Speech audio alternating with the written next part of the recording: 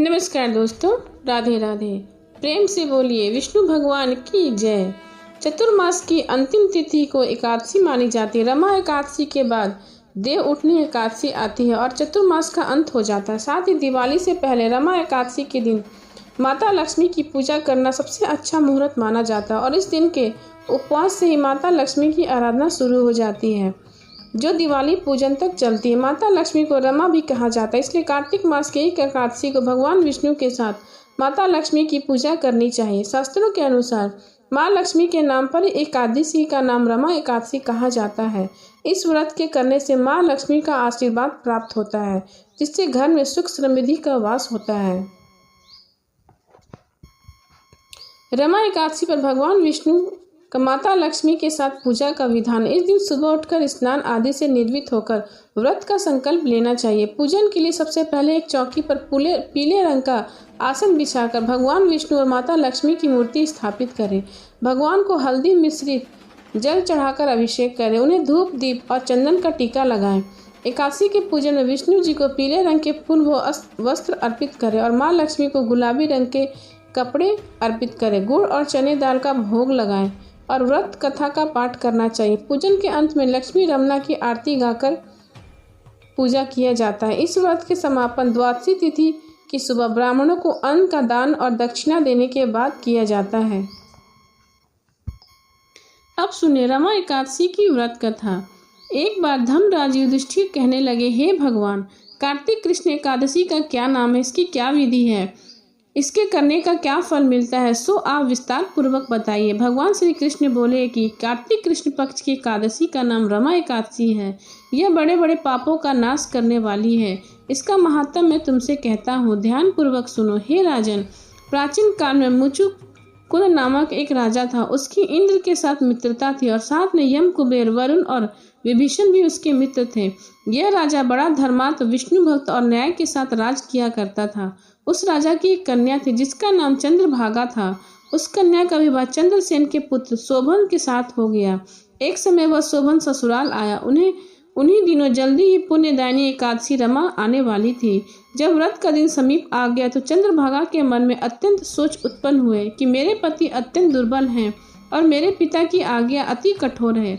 दसवीं को राजा ने ढोल बजवाकर सारे राज्य में यह घोषणा करवा दी कि एकादशी को भोजन नहीं करना है। ढोल की घोषणा को सुनते शोभन को अत्यंत चिंता हुई और अपनी पत्नी से कहने लगा, हे प्रिय, अब मैं क्या करूं? मैं किसी प्रकार भी भूख सहन नहीं कर सकूंगा। ऐसा उपाय बतलाओ जिससे मेरे प्राण बच सके, अन्यथा मेरे प्राण अवश्य ही चले जाएंगे। चंद्रभागा कहने लगी, हे स्वामी, मेरे पिता के राज में एकादशी के दिन कोई भी भोजन नहीं करता। हाथी, घोड़ा, ऊंट, बिल्ली, गौ आदि तक अन्न जल ग्रहण नहीं करते। फिर मनुष्य का तो कहना ही क्या। यदि आप भोजन करना चाहते हैं तो किसी दूसरे स्थान पर चले जाइए, क्योंकि यदि आप यहाँ रहना चाहते हैं तो आपको अवश्य ही व्रत करना पड़ेगा। ऐसा सुनकर शोभन कहने लगा, हे प्रिय, मैं अवश्य व्रत करूंगा। जो भाग्य में होगा वह देखा जाएगा। धर्मराज युधिष्ठिर द्वारा कार्तिक कृष्ण एकादशी के नाम इस विधि उसका फल कैसे मिलता है, यह विस्तार पूर्वक बताए। ऐसा पूछने भगवान श्री कृष्ण बोले, कार्तिक कृष्ण पक्ष की एकादशी का नाम रमा है। यह बड़े बड़े पापों को नाश करने वाली है। इस प्रकार से विचार कर शोभन ने व्रत रख लिया और वह भूख व प्यास से अत्यंत पीड़ित होने लगा। जब सूर्य नारायण अस्त हो गया और रात्रि को जागरण का समय आया, जो वैष्णव के अत्यंत हर्ष देने वाला था, परंतु शोभन के लिए अत्यंत दुखदायी हुआ। प्रातःकाल होते शोभन के प्राण निकल गए। तब राजा ने सुगंधित काठ से उसका दाह संस्कार करवाया, परंतु चंद्रभागा ने अपने पिता की आज्ञा से अपने शरीर का दंग नहीं किया और शोभन के अंत्येष्टि क्रिया के बाद अपने पिता के घर में ही रहने लगी। रमा एकादशी के प्रभाव से शोभन को मंदराचल पर्वत पर धन धान्य से युक्त तथा शत्रुओं से रहित एक सुंदर देवपुर प्राप्त हुआ। वह अत्यंत सुंदर रत्न और जटिल स्वर्ण के खंभों पर निर्मित अनेक प्रकार के स्फटिक मणियों से सुशोभित भवन में बहुमूल्य वस्त्र आभूषण तथा छत्र चंवर से सुशोभित था।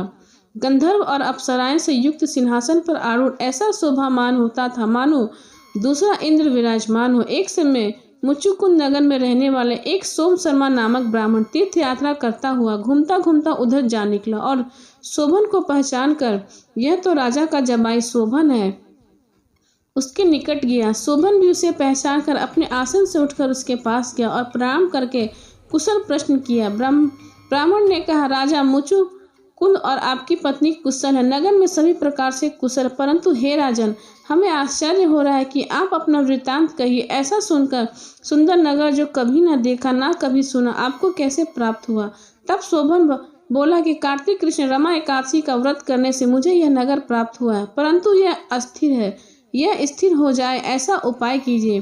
ब्राह्मण कहने लगे, हे राजन, यह स्थिर क्यों नहीं है और कैसे स्थिर हो सकता है, आप बताइए, फिर मैं अश्वमेध का उपाय करूंगा। मेरी इस बात को आप मिथ्या न समझिए।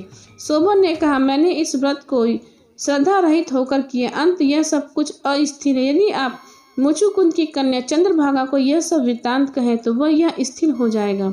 ऐसा सुनकर उस श्रेष्ठ ब्राह्मण ने अपने नगर को लौटकर चंद्रभागा से सब वृत्तांत कह सुनाया। ब्राह्मण के वचन सुनकर चंद्रभागा बड़ी प्रसन्नता मन से ब्राह्मण से कहने लगी, हे ब्राह्मण, यह सब बातें अपने प्रत्यक्ष देखी या किसी स्वप्न की बातें कह रहे हैं?